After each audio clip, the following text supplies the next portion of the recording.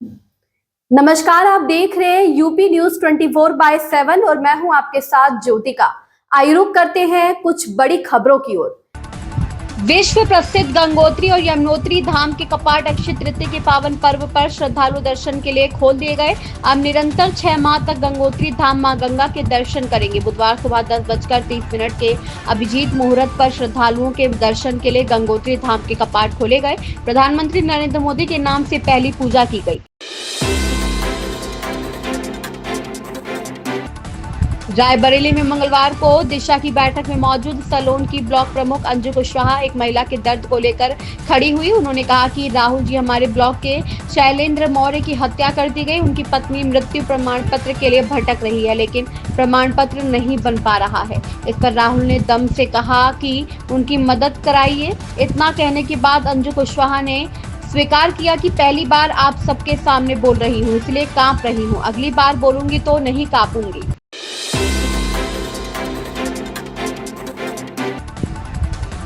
America के राष्ट्रपति Donald Trump ने मंगलवार को कनाडा के नए पीएम मार्क कार्नी से फोन पर बातचीत की। इस दौरान ट्रंप ने सबसे पहले कार्नी को उनकी लिबरल पार्टी की चुनावी जीत पर बधाई दी। साथ ही दोनों नेताओं ने अमेरिका और कनाडा के बीच आपसी सहयोग और स्वतंत्रता के आधार पर संबंध मजबूत करने पर भी जोर दिया।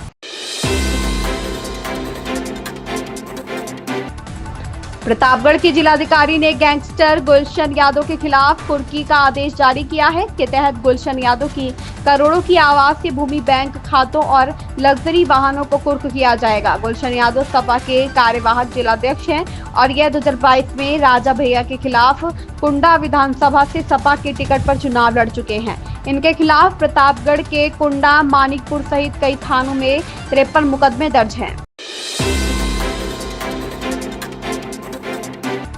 मणिपुर में एक बार फिर से सरकार गठन की कवायदें शुरू करने की अपील की गई है। किस विधायकों ने केंद्रीय गृह मंत्री अमित शाह को पत्र लिखा है। पत्र में उनसे पूर्वोत्तर राज्य में शांति और सामान्य स्थिति सुनिश्चित करने के लिए लोकप्रिय सरकार बनाने का आग्रह किया गया है।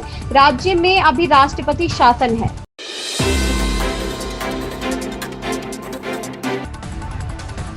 एलओसी पर पाकिस्तान की ओर से लगातार हो रही गोलीबारी पर भारतीय सेना की जवाबी कार्रवाई की सीएम ने सराहना की। उन्होंने एक्स पर लिखा कि जब भी पाकिस्तान ने भारत की एकता और अखंडता को चुनौती देने का दुस्साहस किया, हमारे सैनिकों ने साहस के साथ उस अवसर पर खड़े होकर दुश्मन को निर्णायक रूप से पराजित किया और भारत के गौरव को कायम रखा।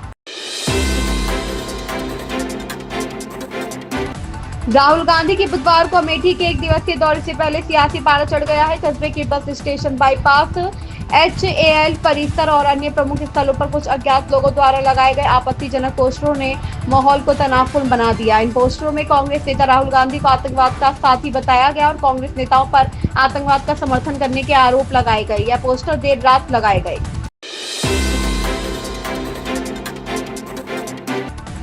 पहलगाम आतंकी हमले के बाद केंद्र सरकार की रणनीतिक बैठकों के बीच राष्ट्रीय सुरक्षा सलाहकार बोर्ड बड़ा फेरबदल किया गया है। सरकार की ओर से पुनर्गठित राष्ट्रीय सुरक्षा सलाहकार बोर्ड में 7 सदस्य होंगे। बोर्ड में तीनों सेनाओं के सेवानिवृत्त अधिकारी होंगे। सरकार की ओर से पूर्व प्रमुख आलोक जोशी को इसका अध्यक्ष नियुक्त किया गया है। बोर्ड में पूर्व पश्चिम air commander air marshal PM Sinha, पूर्व दक्षिणी सेना commander lieutenant general AK Singh और रियर एडमिरल मोंटी खन्ना सैन्य सेवाओं से सेवानिवृत्त अधिकारी भी हैं।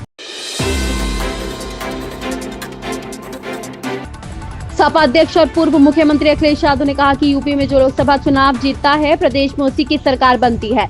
वर्ष 2027 के विधानसभा चुनाव में भाजपा कोई गड़बड़ी नहीं कर पाएगी। भाजपा पहले के चुनावों में बेईमानी के सारे हथकंडे अपना चुकी है। वोटर लिस्ट में धांधली, वोट कटवाना और अधिकारियों की पोस्टिंग में भेदभाव के तरीके अपनाए। इनके सब हथकंडे अब जनता जान चुकी है। समाजवादी पार्टी लोकसभा चुनाव में भाजपा को हरा चुकी है।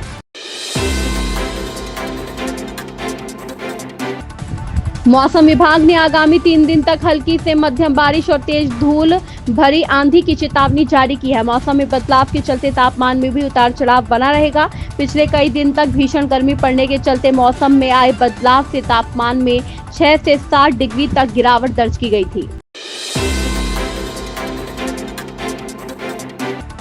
पहलगाम आतंकी हमले के बाद केंद्र सरकार के निर्देश पर शॉर्ट टर्म वीजा लेकर आए पाकिस्तानी नागरिकों को वापस भेजने के बाद अब खुफिया एजेंसियां लॉन्ग टर्म वीजा वालों का ब्यौरा जुटा रही है। इनमें अधिकतर महिलाएं हैं जो शादी के बाद भारत आई हैं।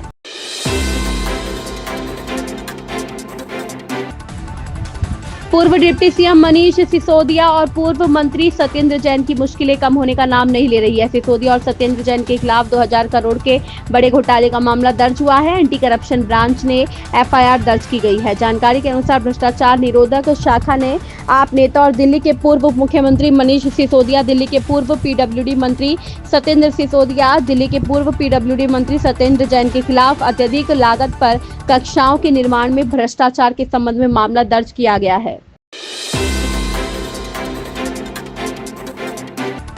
जम्मू कश्मीर के पहलगाम में हुए आतंकी हमले के चलते पूरे देश में आक्रोश का माहौल है। इसी बीच महाराष्ट्र के जालना जिले के एक युवक आदर्श राउत का बड़ा दावा सामने आया है। राउत के अनुसार उसने जम्मू कश्मीर के पहलगाम में आतंकी हमले से ठीक एक दिन पहले एक संदिग्ध हमलावर से बातचीत की थी।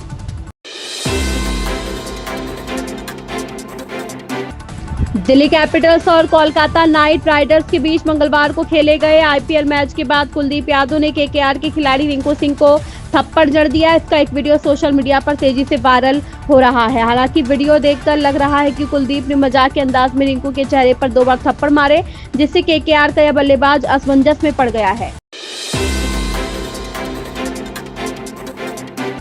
बॉलीवुड की सबसे लोकप्रिय कॉमेडी फ्रेंचाइजी हाउसफुल अपनी 5वीं किस्त के साथ धमाकेदार वापसी करने को तैयार है। हाउसफुल 5 का टीजर आज यानी 30 अप्रैल 2025 को रिलीज हो चुका है। इस बार अक्षय कुमार और रितेश देशमुख समेत फिल्म में 18 दमदार कलाकारों की टोली नजर आएगी। खास बात यह है कि फिल्म में सिर्फ हंसी मजाक ही नहीं बल्कि एक मर्डर मिस्ट्री का रोमांच भी होगा।